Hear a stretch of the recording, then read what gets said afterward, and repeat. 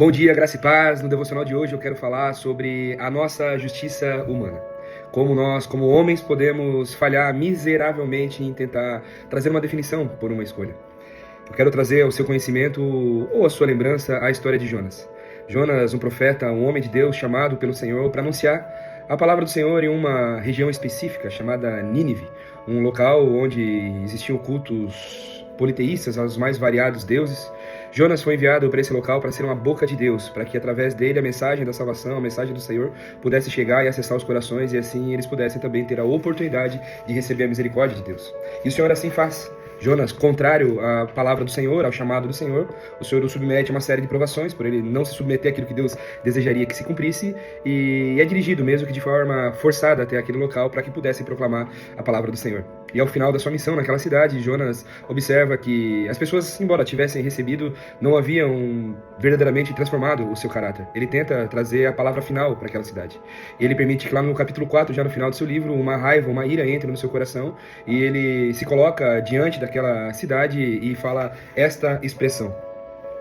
Jonas ficou muito aborrecido, com raiva, capítulo 4, versículo 1. E ele orou ao Senhor e disse: Senhor, não foi isso que eu disse, estando ainda em minha terra? Por isso me adiantava ter fugido para Tarsis, pois sabia que tu és Deus bondoso e compassivo, tardio em irar-se, grande em misericórdia, que mudas de ideias quanto ao mal que anunciastes. Agora, Senhor, peço que tires minha vida, porque para mim é melhor morrer do que viver. Jonas, além de não compreender o agir do Senhor naquele momento e não valorizar o seu chamado, a qual ele havia sido comissionado para empregar nessa cidade idólatra, enfim, ele acaba sendo abatido por uma angústia, por uma depressão. E o desejo dele é que a sua vida cessasse nesse momento.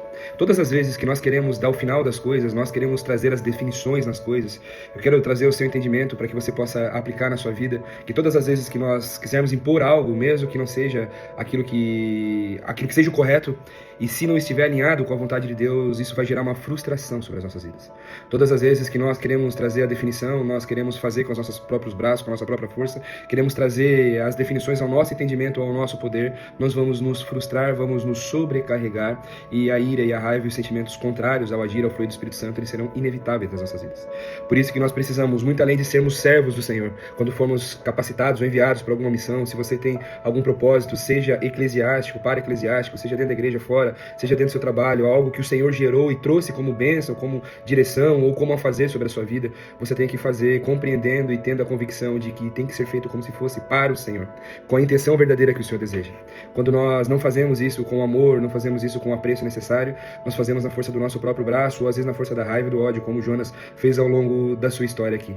E o final é trágico, porque nós não nos sentiremos pertencentes àquilo que Deus está fazendo. E eu tenho dito muito isso nesses últimos dias. Nós precisamos nos fazer pertencentes daquilo que Deus está fazendo e está realizando por esse tempo. Precisamos aprender a lançar fora, por vezes, o nosso desejo, a nossa vontade, as nossas fortes opiniões, para que a vontade do Senhor ela se estabeleça e os planos e propósitos do Senhor se cumpram na região, na localidade, na geração que eu estou inserido, mas também, principalmente, na minha vida.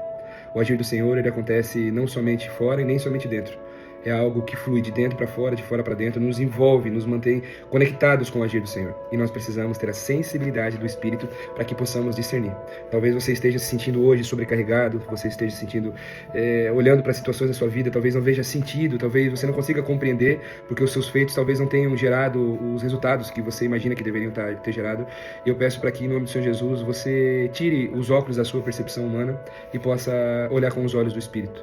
Que você possa discernir o agir, o mover e o realizar de Deus. Isso vai trazer uma paz para dentro do seu coração, porque você vai entender que tudo aquilo que acontece aqui nessa terra, embora o Senhor nos use, mas não depende propriamente de nós, mas sim de uma vontade do Senhor que não é somente boa, nem somente tão pouco agradável, mas perfeita.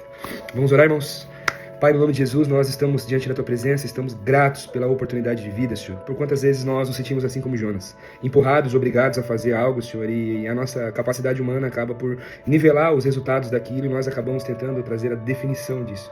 Nós não queremos agir dessa forma, Senhor. Nós queremos olhar com os Teus olhos, os olhos do Espírito, Senhor. Nós queremos aprender a discernir os tempos, as épocas, as estações, Senhor. Nos ensine, Pai amado, em nome do Senhor Jesus, a discernir o Cronos, a discernir o Kairos, Senhor. Nos ensine, Senhor, a observar aquele mover, o agir, o Teu realizar em volta, Pai. E que não venhamos moldar ou nivelar conforme as nossas próprias percepções, mas que nós façamos a leitura correta, a leitura espiritual daquilo que o Senhor está fazendo por esse tempo. E que toda depressão, toda angústia, Senhor, toda tristeza, fruto de obras que talvez nós não tivemos o resultado que imaginaríamos, estamos frustrados, que o Senhor leve embora nesta manhã, Senhor, em nome de Jesus, para a glória de Deus. Amém. Amém, irmãos? Que Deus abençoe sua vida, que Deus abençoe sua casa, seus sonhos, seus planos, e mantenha-se atento àquilo que o Senhor está fazendo. Confie nos planos, confie nos propósitos do Senhor. Deus te abençoe.